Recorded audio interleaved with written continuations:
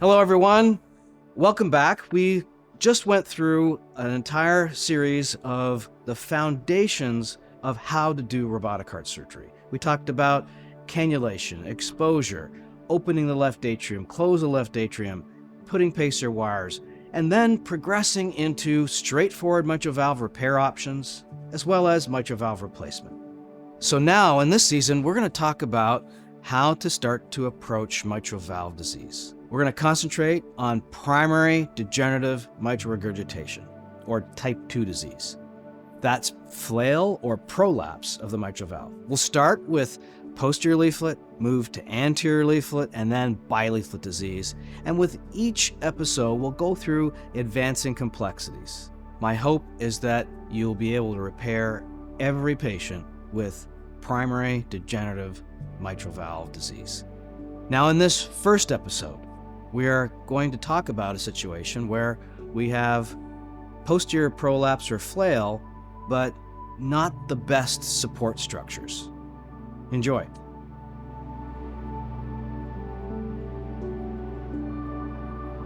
Now, in the previous episodes, we've shown how to do straightforward mitral valve repair. But what happens when the pathology is a little more extensive? In this series, we're going to review how to get to nearly 100% repair rate for primary type 2 degenerative disease. As you saw in the echo just now, this is a patient who presents with significant degenerative disease, but the chordal support appears flimsy and elongated, consistent with myxomatous degeneration.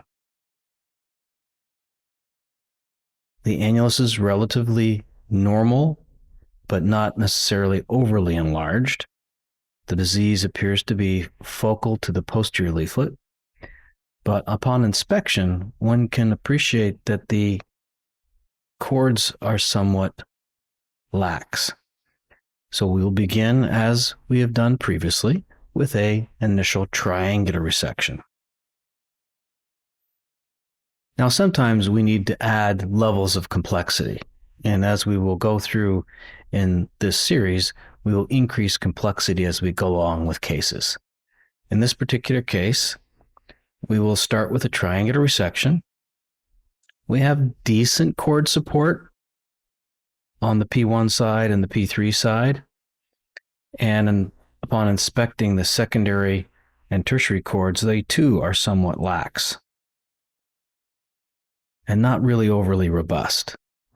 So we'll start, as we have before, with a foro monofilament, in this case cardinal, figure of 8 suture at the leading edge to start the valvuloplasty. We'll tag the end and hold it up with the dual blade and commence and finish the primary leaflet valvuloplasty using interrupted foro monofilament cardinal.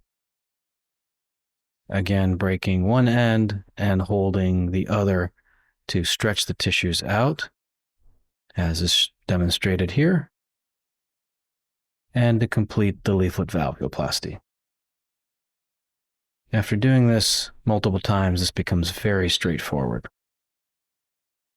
But now, assessing the valve, we see there's still some redundancy, and understanding the mechanism here, we can appreciate that maybe the chords are not robust enough. Instead of closing a cleft or something of that nature, let's now support the leading edge of the leaflet as we have done before. So this is a combined valvuloplasty with supportive neochord, particularly in a situation like this when the chordal support is not substantial. In this particular situation, as we've done before, we do a double loop technique. And why we didn't do a chordal transfer, because even the secondary and tertiary chords appeared to be less robust. Now, upon testing, you can see that the coaptation depth has been markedly improved, and placement of a true-sized annuloplasty band now demonstrates excellent coaptation and completed repair, with no residual mitral insufficiency and physiologic gradients.